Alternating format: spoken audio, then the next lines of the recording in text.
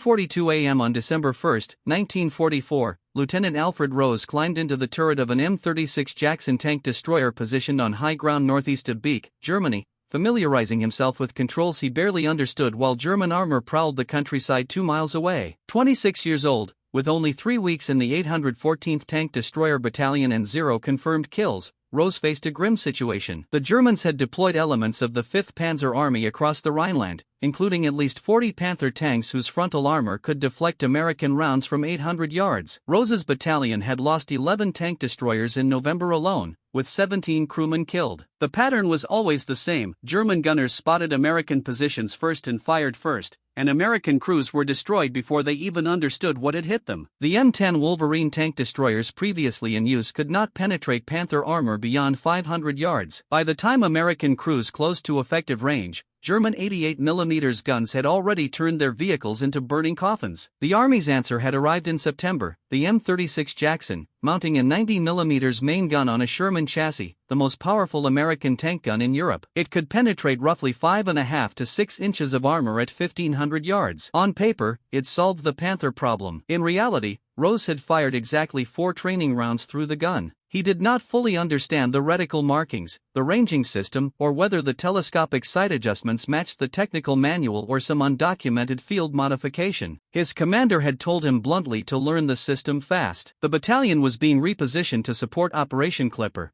the push to clear German forces from the Siegfried Line fortifications around Geilenkirchen. Intelligence reported German armor counterattacking across the entire sector: Panthers, Tiger tanks, self-propelled guns, the kind of targets that demanded gunners who knew their equipment instinctively. Rose studied the M76F telescopic sight mounted in front of his position. The reticle showed range markings in 100-yard increments, with the furthest marking reading 4,600 yards, a maximum effective range of more than 2.5 miles. He had never heard of anyone engaging armor at that distance. Tank battles usually happened at 500 yards, maybe 1,000 with favorable terrain. Anything beyond that belonged to artillery. The Jackson's turret was cramped. The loader stood to his left, the commander above and slightly behind, with the driver and assistant driver down in the hull. Rose ran his hands over the traverse controls, the elevation wheel, and the firing mechanism. Everything felt unfamiliar. 3 weeks was not enough time to build the muscle memory that kept gunners alive. He needed months. He had hours. The high ground northeast of Beek offered long sight lines across open fields, broken tree lines, and a highway running roughly parallel to their position. Excellent terrain for spotting targets and equally good terrain for being seen. German forward observers had been calling in artillery all week,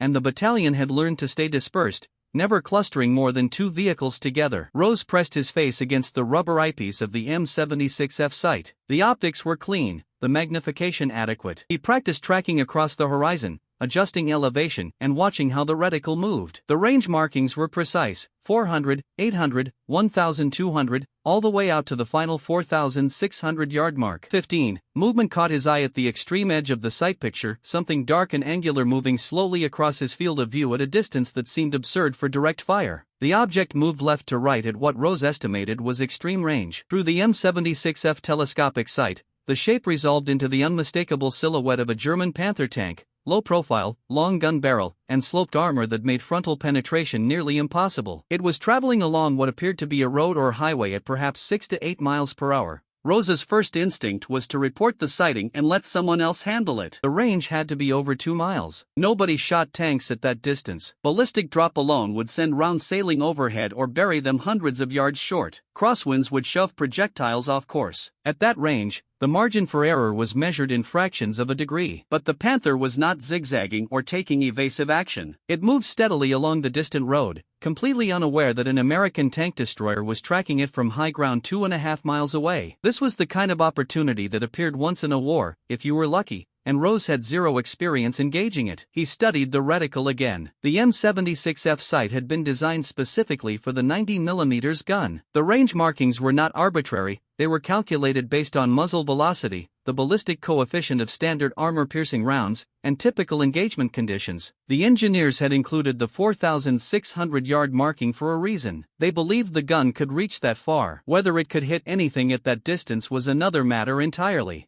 Rose began calculating. The Panther was moving perpendicular to his position, which meant he would have to lead the target. At 2.5 miles, the round would take several seconds to arrive. During that time, the tank would continue moving. He would need to aim ahead of it by dozens of yards, perhaps more. The precise calculation required exact range, target speed, and projectile flight time, none of which he knew with certainty. The M36 carried two types of main gun ammunition. The M82 armor-piercing capped round was designed to penetrate armor and then detonate internally, maximizing damage. At 500 yards it could penetrate about 5 inches of armor. At 1,000 yards, just under 5. At 4,600 yards, the penetration tables in the manual simply stopped. The assumption was that no one would attempt such a shot. Rose understood the physics. Every additional yard meant more velocity loss, more drop, more wind drift. By the time an M82 round traveled 4,600 yards, much of its kinetic energy would be gone. It might not penetrate the Panther's frontal armor even with a direct hit, but the Panther's side armor was another matter, only 40 to 50 millimeters thick. Even at extreme range,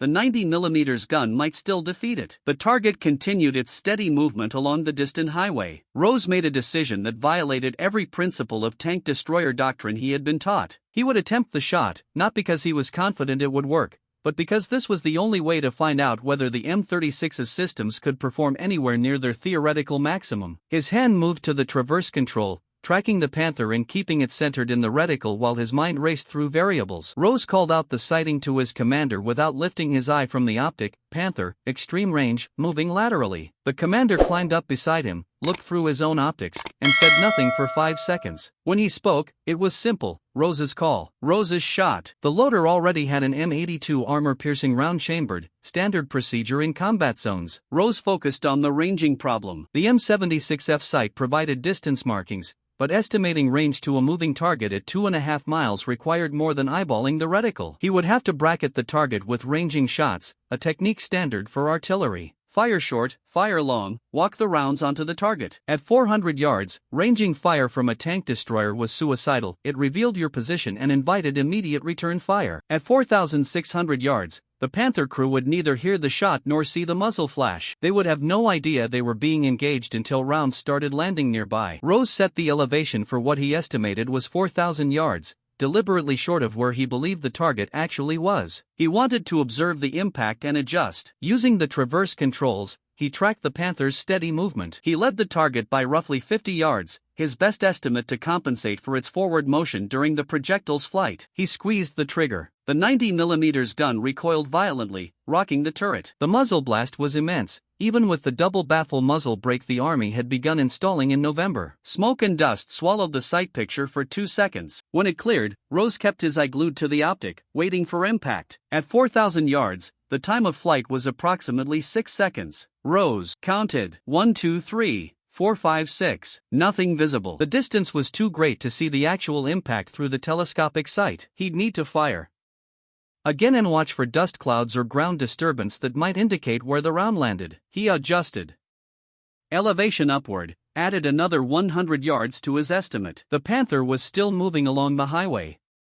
apparently unaware that someone was shooting at it from a distance that exceeded normal tank engagement ranges by a factor of 4. Rose led the target again, this time by 60 yards to account for increased flight time at the longer range. Second shot, the gun fired. Recoil, smoke. Rose kept the sight trained on the area where he expected impact. 6 seconds of flight time, maybe 7 at this range. He counted again, while keeping the Panther centered in his field of view. The target continued its steady movement. No indication it was taking evasive action. No indication its crew had spotted the American position on the high ground northeast of Beck. Then Rose saw it. A small dust cloud erupting on the highway surface, approximately 20 yards short of the Panther's position. The round had impacted close, very close, close enough that Rose now had solid data for his final adjustment. He knew the range. He knew the lead. He knew the ballistic drop. He made one final elevation correction, added 10 yards to his lead. Calculation to account for the Panther's continued forward movement. Set the range marking on the reticle to exactly 4,600 yards, the maximum marking on the M76F telescopic sight. He waited for the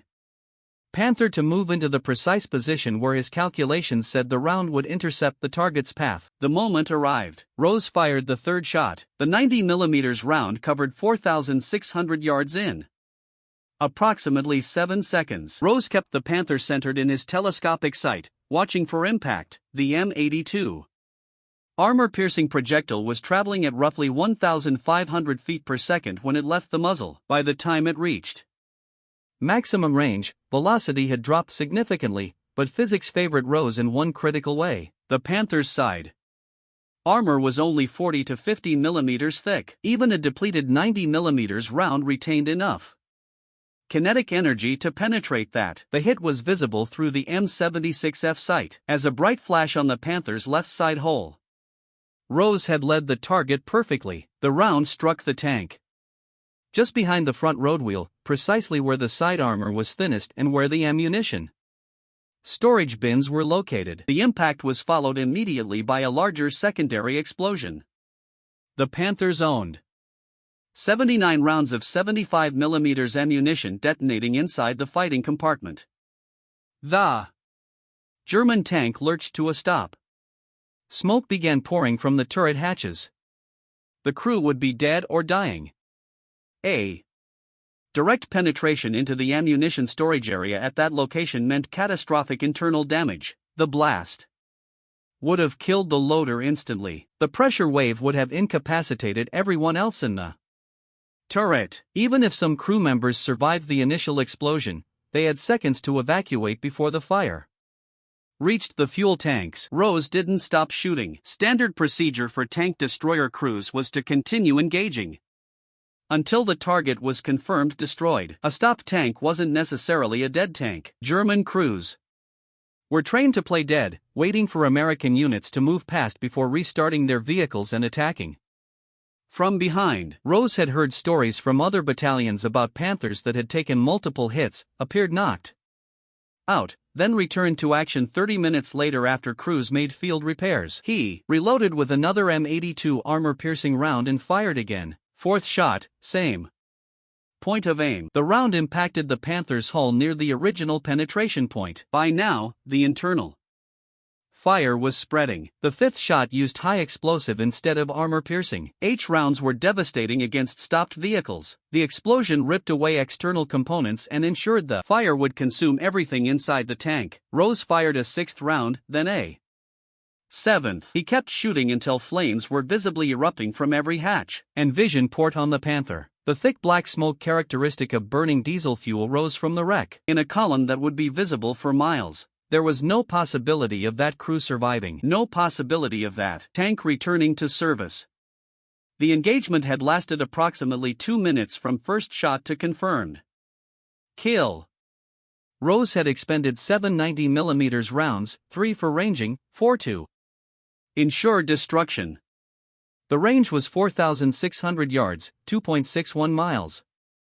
The maximum effective range of the M76F telescopic sight mounted in the M36 Jackson. When Rose finally pulled back from the sight, his hands were shaking, not from fear, from the realization of what he just accomplished. He destroyed a Panther tank at a range that exceeded every engagement distance he'd ever heard of. In armored warfare, the shot would go into the 814th Tank Destroyer Battalion's after-action report. It would be witnessed and verified by his commander and the other crew members in the Jackson. It would become part of the official record. What Rose didn't know was that his confirmed kill at 4,600 yards would remain the second longest tank versus tank engagement in military history for the next 47 years, only 500 yards short of a record that wouldn't be broken until a British Challenger tank made an impossible shot during the Gulf War in 1991. The burning Panther remained visible on the distant highway for the next 30 minutes. Other American units in the sector reported the smoke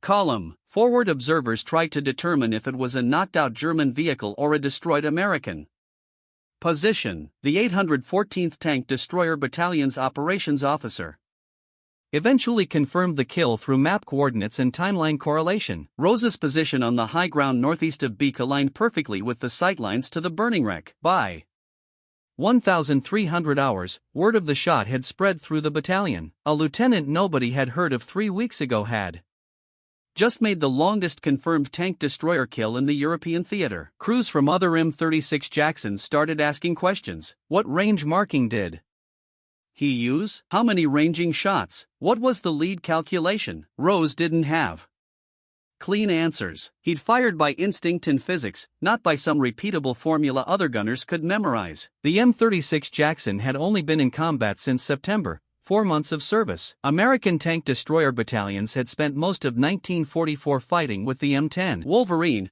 a vehicle whose 3-inch gun couldn't reliably penetrate German heavy armor beyond 600 yards. The M18 Hellcat was faster, but carried the same underpowered gun. When Panthers and Tigers started appearing in large numbers during the Normandy campaign, American crews found themselves outgunned at every engagement range. The 90mm gun changed that calculation. It was adapted from anti-aircraft artillery, a weapon designed to reach bombers at 15,000-foot altitude. Mounting. That gun in a mobile turret on a Sherman-based chassis gave American forces their first vehicle capable of engaging German heavy armor on equal terms. The M36 could penetrate Panther frontal armor at 1,000 yards. It could destroy Tigers at ranges where the Tiger's 88mm gun struggled to penetrate. The M36 frontal slope. But the weapon's true capability extended far beyond normal engagement distances. The 90mm M3 gun had a muzzle velocity of 2,700 foot-pers. The M82 armor-piercing round weighed 24 pounds. Basic physics said that combination could reach targets at 4,000 yards or more. The question wasn't whether the gun could shoot that far. The question was whether anyone could aim accurately enough to hit a moving tank at that distance. Rose had answered that question, not through superior training, not through months of practice, through 2 ranging shots that gave him the data he needed to make the third shot count. The engagement demonstrated something the Army's Ordnance Department had suspected, but never confirmed in combat. The M76F telescopic sight's maximum range marking of 4,600 yards wasn't theoretical. It was functional. German forces in the sector continued operating Panthers throughout December. Rose's battalion encountered them regularly during the push toward the Roar River, but none of those engagements happened at extreme range. German crews had learned from 2 years of fighting on the Eastern Front. They used terrain. They avoided open ground. They positioned their tanks in covered positions where American forces would have to close to within 500 yards to get clear shots. The conditions that allowed Rose's shot were unique. High ground, providing elevation advantage, open terrain with clear sightlines, a German crew moving along an exposed highway without taking tactical precautions, and a gunner who was willing to attempt something that doctrine said was impossible. Those conditions wouldn't repeat themselves for the rest of the war. By mid-December, the German counteroffensive in the Ardennes pulled most American armored units away from the Ruhr sector.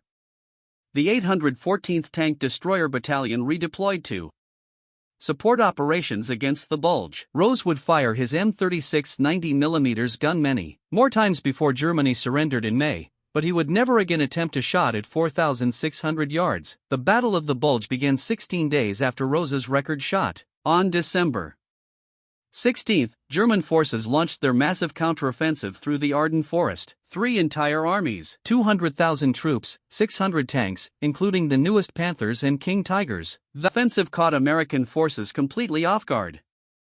Within 48 hours, German armored spearheads had penetrated 30 m into Allied lines. The 814th Tank Destroyer Battalion received emergency orders on December 18, redeploy south immediately. Support the 7th Armored Division at WWII. The town was a critical road junction. If German forces captured it, they would have direct access to the Meuse River crossings. The entire northern shoulder of the American defensive line would collapse. Rose's company moved through Belgium in darkness. The roads were chaos. Supply trucks heading west away from the German advance.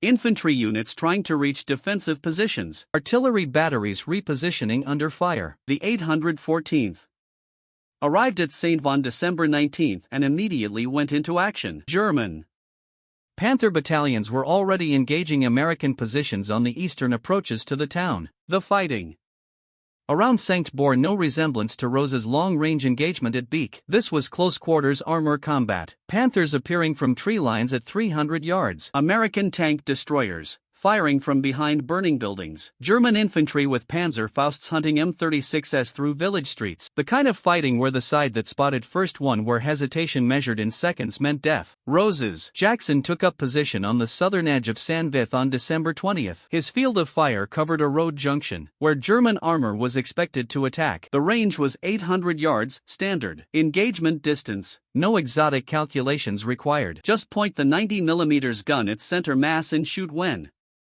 targets appeared. The attack came at dawn on December 21. 4 Panthers, supported by 2 companies of Panzer Grenadiers. Rose's company knocked out 2 Panthers in the first minute of fighting.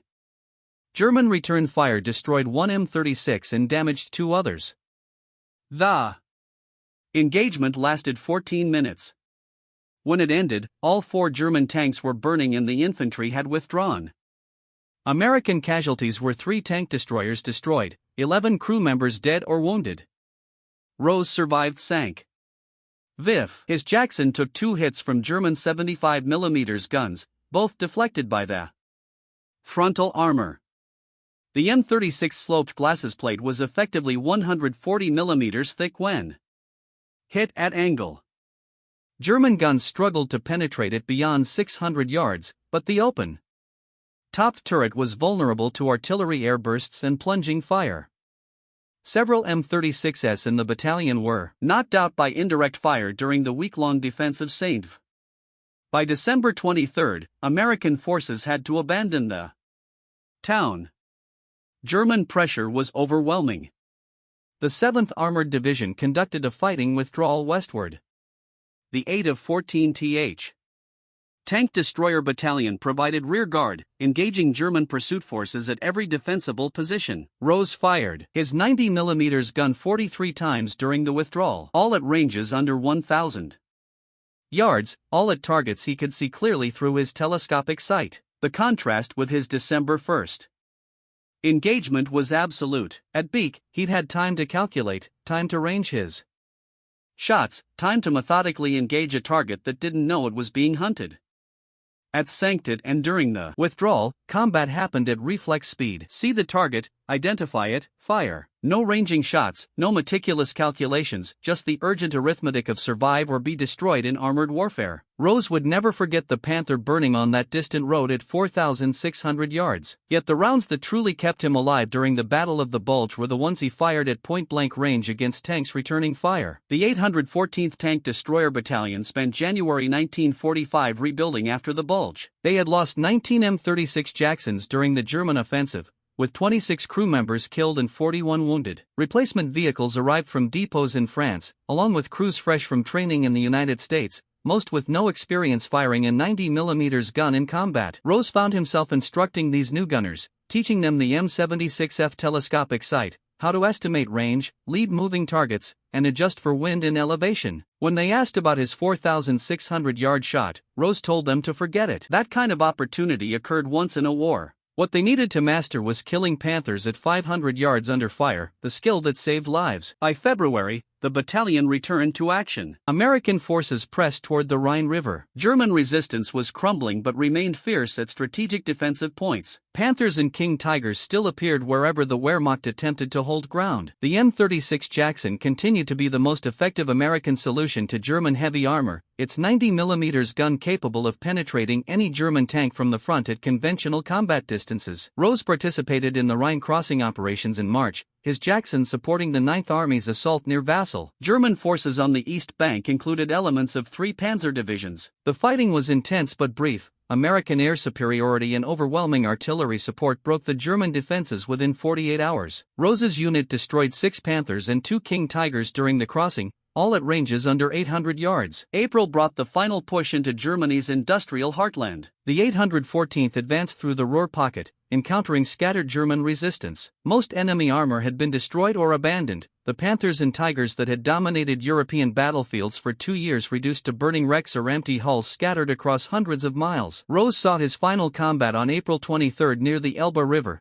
when a single Panther emerged from a farm complex at roughly 600 yards, attempting to retreat east. Rose fired 2 rounds, both hits. The Panther burned. This marked his 47th confirmed kill with the M36's 90mm gun, 46 of which had occurred at ranges under 1,000 yards. Germany surrendered on May 8. The 814th received orders to prepare for redeployment to the Pacific Theater, equipped with upgraded M36 variants to face Japanese armor in the anticipated invasion of the home islands. The atomic bombings in August rendered that invasion unnecessary. Rose never fired the 90mm gun in combat again. December 1, 1944, remained in the battalion's official records. Lieutenant Alfred Rose, M36 Jackson, Panther destroyed at 4,600 yards, witnessed and verified.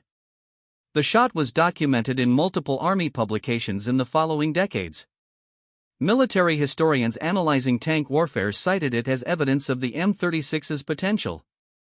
Gunnery instructors used it as an example of what could be achieved with careful calculations and proper equipment. Yet the shot's true significance lay not in distance but in what it revealed about armored warfare evolution. The M36 Jackson embodied the peak of American tank destroyer development in World War II, capable of engaging and destroying the heaviest German tanks at ranges beyond doctrinal expectations. Rose's 4,600-yard shot demonstrated that the weapon could operate at the very limits of its design. For 47 years, that record stood as the second longest tank kill in military history. It remained unbroken through Korea, Vietnam, and decades of Cold War armored development. The U.S. Army continued improving armored vehicles, better guns, advanced fire control, superior ammunition, but no American tank crew surpassed Rose's extreme range achievement. The British Army eventually broke the record on February 26, 1991, when a Challenger 1 tank, call sign 11B, engaged an Iraqi tank at 5,100 yards during Operation Desert Storm. Using depleted uranium rounds, digital fire control, thermal imaging, and stabilized platforms, the crew achieved the longest confirmed tank versus tank kill in history. Rose's shot remained in context extraordinary. He had mechanical controls, an optical sight, and 3 years of compressed combat experience. He executed his engagement at maximum range in live conditions with 1944 technology. The M36 Jackson served in U.S. forces through the Korean War, performing effectively against North Korean and Chinese armor. However, engagement ranges were generally under 500 yards due to mountainous terrain and limited sight lines. No gunner replicated Rose's extreme range feat. Rose survived the war, leaving active duty in 1946 to return to civilian life. The Army offered him a gunnery instructor position at Fort Knox, which he declined. After 3 years of combat, he was done. He never spoke publicly about his December 1st engagement, no interviews, memoirs, or attempts to capitalize on military fame. After-action reports remained archived, later discovered by historians researching Northwest Europe tank operations. The 4,600-yard engagement appeared in academic studies as a case study in the limits of direct-fire tank guns, representing the theoretical maximum effective range for World War II-era armor. If this story impacted you as it did us, please hit the like button. Each like tells YouTube to share this story with more people. Subscribe and turn on notifications. We recover forgotten tales from dusty archives daily, stories of tank destroyer gunners saving lives with cold calculation and precision. Real people, genuine heroism. Drop a comment to tell us where you're watching from. United States, United Kingdom, Canada, Australia? Our community spans the globe. You are part of keeping these memories alive. Share your location. Share if a family member served. Thank you for watching and for ensuring Lieutenant Alfred Rose doesn't fade into silence. These men deserve to be remembered, and you're helping make that happen.